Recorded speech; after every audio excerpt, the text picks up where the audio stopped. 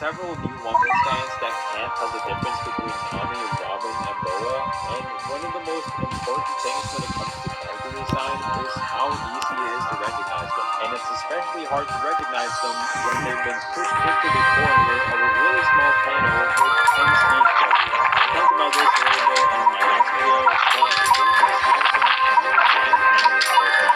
most people are aware of it, but it took me a while before I realized because I haven't been reading both Dragon Ball and the Show lately, so maybe I've been kind of spoiled when it comes to canon, but the first half of One Piece also has incredibly good graphics.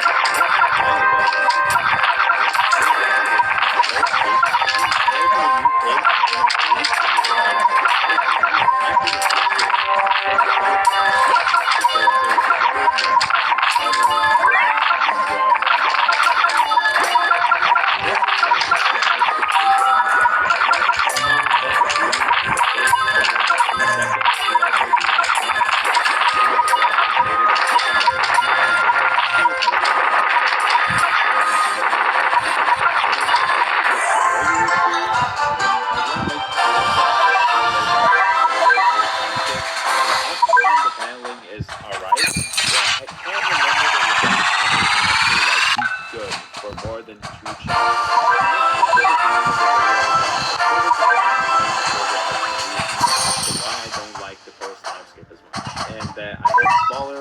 specific issues instead.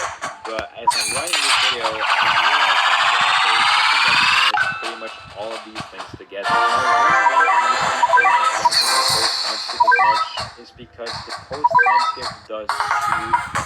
The main crew has too many characters for all of them to get focused on. There are too many new side characters introduced, too many villains. All the designs are bigger and more detailed, but the pages of One Piece simply do not have space for that anymore because of how many characters it wants to have participate in the story at the same time. All the characters have more powers and stronger abilities, but now they don't have any incentive to get stronger anymore, and there's no longer any sense of progression between fights. All the arcs are now ridiculously long and cover so many different things, but One Piece rarely has villains that can be entertaining for that long. And one of the things that made East Blue so fun was that it was an adventure. One Piece is all about the journey after all, so when we stop at one place for too long, I just end up wanting to go to a new place. Water 7 is the second longest arc in One Piece, and it actually takes place before the time skip. But at least there you go to a completely different location in the middle of the arc. The new big and flashy parts of the stories I really liked as a kid